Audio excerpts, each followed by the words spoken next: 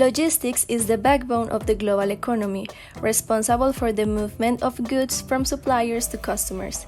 In today's competitive marketplace, it is more important than ever for logistics companies to have a successful growth strategy in place. According to the website Access Track, implementing a logistics strategy is essential to ensure the high performance of the supply chain. It can help you to analyze and identify the necessary organizational or functional changes which can be made for the growth of your business.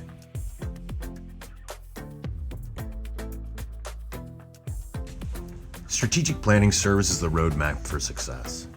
Without a thoughtful, intentional approach to your strategy, the business will expand or contract as internal and external forces affect it. In building out the strategy, an organization must first understand its current state.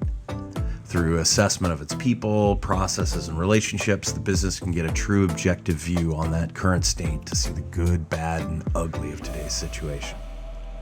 This current state analysis becomes the first point, that starting point of a system.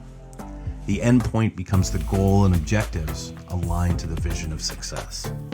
The goals need to be concrete, quantitatively driven to represent success. Examples of 50% increase in profitability or 2% increase in margin. You want to avoid generic qualitative phrasing and terminology that's inexact. Avoid words like better or more or simply improved. Real numbers need to be the goal in order to be measured against. You want to assign responsibilities for the changes to people and process. Set timelines and hold the team accountable to meet the steps to enact these changes. Meet regularly to identify successes and to review where adjustments may need to be made. And finally, celebrate the milestones and the achievements to support a culture that embodies this new success identity. To create a successful logistics growth strategy in 2023, there are a few key elements that need to be present. The first one is being able to collect data both internally and externally. Externally to understand market conditions, trends, but mostly internally to understand your processes.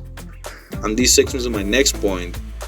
Once you really understand what you're doing, then you can create strong standardized processes that are going to work for many years to come.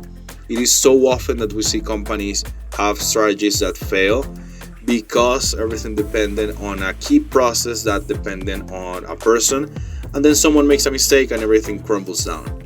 Instead, it is really worth taking the time to break processes apart, to create a plan of improvement, and to create strong standardized ones that are going to hold up in current changing conditions and that are going to really be valid 5 years, 10 years into the future. Lastly, we need to look at technology and integrate technology in a smart way. This means, after understanding your processes, choosing technology that fits for you. It is so often that we see companies just buy technology that just becomes another shiny object on the shelf because they didn't understand how it would bring value to them and how it will fit within their culture, their processes, what they were trying to do. Instead, focus on things like, for example, the Tabi RMS, which is something that will help you gather data, will help you understand how you're doing and how can you improve. If you find technology that offers value to you, then choose that technology and use it to your favor. And then doing these three things that are really very closely correlated, you're going to be able to have a plan that is going to be successful moving forward and that still is going to be valid for many years to come.